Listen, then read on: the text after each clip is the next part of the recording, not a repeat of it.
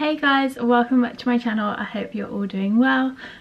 So yeah, life has changed. I thought I'd do like a little life update just because I've had my little girl now, and yeah, I wanted to talk about a few things like the birth and everything like that.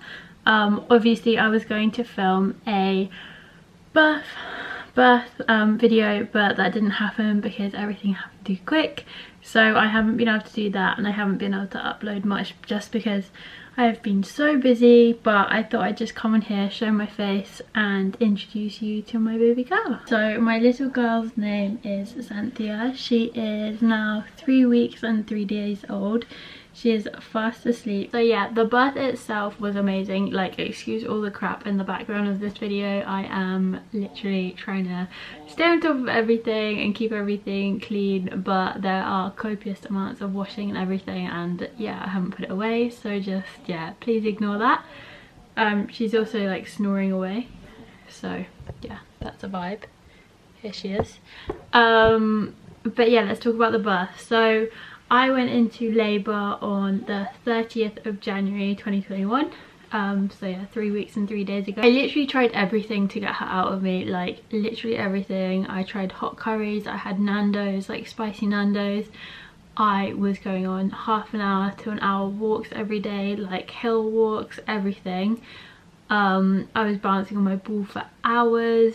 I was having sex, all the raspberry leaf teas, everything, literally everything you can possibly imagine. I even did a labour inducing workout on YouTube and labour was not induced. So Xanthia was, oh, her name's Xanthia, by the way, I don't know if I said that. So her name is Xanthia. Yeah, we thought it was really cool because not many girls' names begin with an X, so yeah, that's the name we chose for her, and I definitely think she suits it. But yeah, so we went into hospital on the 30th in the morning because basically like the mucus plug and everything like that had broken the night before, and I thought it was my waters, but it wasn't. So yeah, I went into hospital on the 30th because they just wanted to check everything. They basically said to me that my cervix was literally not even dilated or anything, so sent me back home. They also like checked my waters by inserting a spectrum inside me, shining a torch up my fajita, and yeah, just checking if the business was happening. It wasn't, so they sent me home, and I was feeling quite pissed off, to be honest. Like, I was so ready to go into labour, but clearly it just wasn't happening. So I chilled out, had a bath, was like sniffing clary sage like no tomorrow because everyone told me that would help me go into labour, and it may well have done. But yeah, I was sniffing it like some crazy woman. Like, it actually gave me a headache because I was sniffing it so much, so I wouldn't recommend that. But yeah, I decided to have like a sleep. I also decided that it would be good to go to the garden centre because the weather was really awful. We're obviously in lockdown, so there wasn't that many places I could go indoors and walk around, so I thought the garden centre was the best idea, which it was actually. So I went to the garden centre and started having contractions. Contractions were bad to the point where I literally had to like grab onto things, stand still, not talk, like I was going into labour big time. So yeah, that was around, I think it was around like 4 or 5 o'clock I started having these contractions, and I just thought, do you know what, this baby has given me so many false contractions, and I thought I've been in labour like so many times, so I kind of just tried to ignore them. I was with my sister at the time, and my niece, and yeah, we were just walking around the garden centre as best as we could. My sister was there, and she's had 3 kiddies, and she was like, right Aisha, I think it's time to go home because you are definitely in labour. Like, you can't even talk to me when you're walking around, you have to sit down or like completely freeze up. The contractions were so intense. So yeah, I was definitely in labour. So then we decided to drive home. She drove me back to my house. I called the hospital and just explained what was going on. I could literally barely talk to the midwife because the contractions were coming I think it was every 2 minutes for about 30 seconds to 45 seconds kind of thing. My water still hadn't broken, so I was kind of like, yeah, okay, whatever. This is another just like Braxton Hicks or something, but they were definitely more intense than Braxton Hicks. Like you honestly do know when you're in labour. Don't try and kid yourself. The contractions are painful in comparison to Braxton Hicks. Like literally take your breath away. So yeah, that's my little tip with that. You do know the difference and don't stress about it. Like you can tell what's going on with your body. So listen to your body. That happened and I called the hospital and they basically got me to come in and we got everything ready, got in the car, and about 5 minutes later my waters broke in the front seat of my car, which was fantastic, honestly. Wish I'd taken a towel with me. Take a towel if you think you're in labour and just put it in your front seat, because that ain't pretty, to be honest. So then we got to hospital and my waters kept breaking. They broke another 3 or 4 times. It was about 6:30 at this point, I think, in the evening. Literally my waters were coming like a flipping fountain. It was foul and I was wearing brown leggings. And yeah, they were like soaked through and I was just like, ugh. So Elliot thought it was a good idea to park in the furthest car park, so I had to walk through my contractions with my pissed down leggings, which looked lovely. But honestly at that point I didn't even care, and I just thought if I walk this far to the hospital, at least it might help the baby move down a bit further. And yeah, so I got to the hospital, found out that literally it was the busiest night ever at the hospital, which was fantastic. I went into the maternity assessment area and they made me basically like sign in, and then they gave me this tiny little thing to take a pee in. Now bearing in mind I was having very strong contractions and then trying to pull down my soaked through leggings to put piss in a cup. In a tiny little cup, like those tiny little things that they give you to pee in when you're pregnant, which is just really unfair. They didn't even give me a jug or anything like that, so that was fun.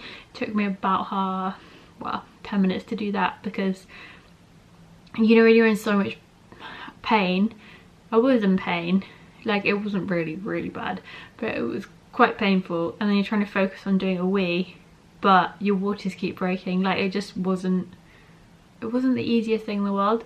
So I eventually got like that much pee in the cup and that was enough apparently, so I gave that to them and they made me go back into the communal like waiting area.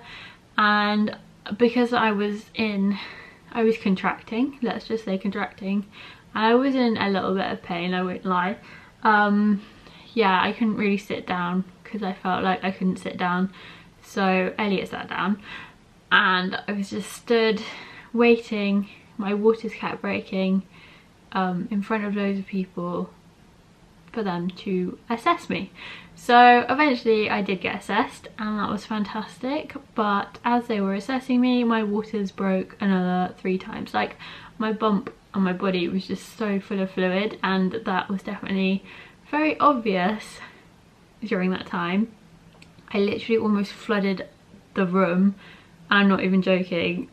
Honestly, I wish Elliot had taken some pictures, but I literally flooded the room with the amount of fluid that was coming out of me when my waters broke. Like it is nasty, but yeah, kind of know how much was coming out. If you're interested in any of that, some of you might be slightly like freaked out by it now. But yeah, so that was a juicy time. And then they assessed me. I can't really remember it. I hadn't taken any painkillers at this point, so I was literally just going through the motions. They assessed me at, when was it, like 7:30 I think, and you can't go to the pools because the baby has pooed, so you need to be monitored very closely, and so does the baby because the baby might be in distress. So yeah, there was meconium present obviously, which isn't ideal, but baby was fine, so we don't need to panic about that. So they did all that and then they took me through, because I was 3 centimeters dilated, they took me through to the delivery room and yeah, hooked me up to some monitors I think to check, and I was just like to them, I need to push, like I can feel I need to push. And they were like, no, no, no, you're only 3 centimeters dilated, so don't push yet, like you're not ready for it. And my whole body was literally like tensing up, and I was just like, I need to push, like my body is telling me to push, and I'm getting on all fours and I'm gonna push this baby out, kind of thing. And Elliot was just like, yeah babe, just do what you need to do, like listen to your body, because we did hypnobirthing, which honestly is the best thing ever. I would 100% recommend it. I would not have had a, well, I probably would have done because it was so quick, but yeah, I wouldn't have had as easy a birth, I don't think, if I'd have not done hypnobirthing, because I was so chilled and like calm about it. But I also knew to listen to my body, and my body was telling me to push this baby out, so that's what I did.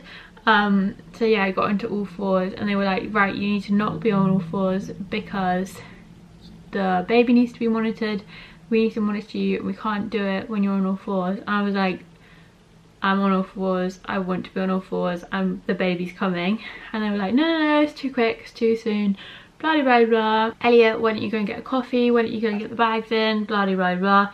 And I was like, I'm going to push, the baby's coming. And then they finally listened to me. Sorry, Bubs, I'm getting angry. And then they finally listened to me, and they were like, okay, we'll have a look. And she looked down and said, no, no, no, it's just the membranes, just the membranes. Then she took another look and said, oh yes, there's the head. At this point, I was ready. And they actually started listening to me. They were like, Jesus, we didn't realise, they didn't say that, but yeah, they were like, we didn't realise that it was going to be this quick, blah blah blah. You've gone from 3 centimeters to 10 centimeters in less than an hour. So yeah, baby was coming. They called a team with like, and then they came in with a big like incubator and everything, just in case Bubs wasn't very well, because of the meconium being present. Sometimes it can go into their lungs and cause them some breathing problems. So yeah, they wanted to get everything ready for her, just in case something was going wrong with her, but she was absolutely fine. And then yeah, by 8:50 she was born, and that was basically the end of it. Now, what I'd say about the birth itself is literally just listen to your body. I'm not joking when I say my body literally pushed her out by itself. The only time I felt myself physically pushing her out was when I could feel her. It's like she's coming, and then it was going back up a little bit, and basically they were saying to me that yeah, she's coming and you're pushing, but she's going back up slightly after every contraction. So the only time I felt like I needed to push was when I felt her coming and then going back up. So at that point I'd push a bit more, and then I finally like got her head out and everything, and then yeah, the rest I can't really remember. So I didn't have any painkillers. The only time I took painkillers was after the birth. I took some paracetamols because my mum warned me that the afterbirth is quite painful. I didn't have any stitches or anything like that, so that was really good. But yeah, I just kind of wanted to come on here and say you can literally breathe through a birth and it's all good, as long as you kind of relax your mind. It's such like a powerful thing, your mind. So yeah, just try and focus on your breathing and everything like that, and you will probably have a fine birth. Like, not everyone is able to, obviously, but yeah, just try and stay positive and don't stress about things.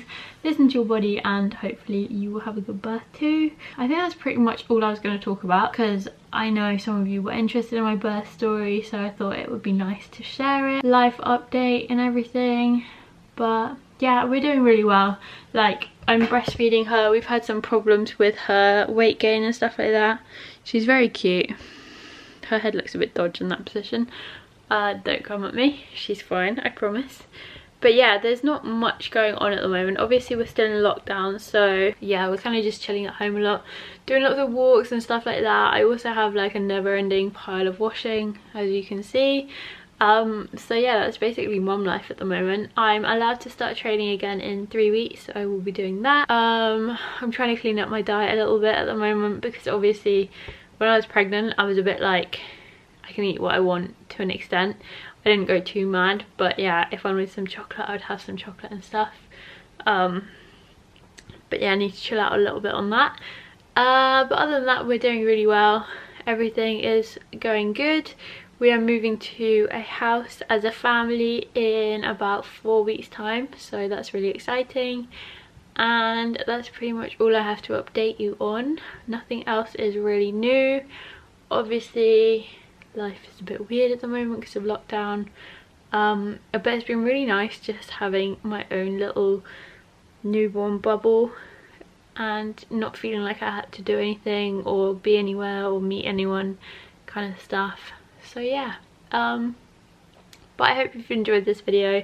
I will try and stay on top of YouTube. Like, it's a bit difficult at the moment, obviously, with Bub and then getting everything ready to move, and just, yeah, I want to make the most of her being little, and I don't want to share that too much, but I kind of do want to share it so I have these memories.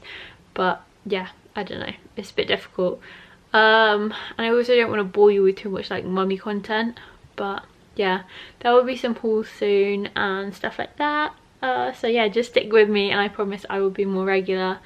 But as I say, it's a little bit tricky with the bubba. But yeah, I hope you're all doing well. I hope you enjoyed the video and I'll see you all soon. Love you, bye.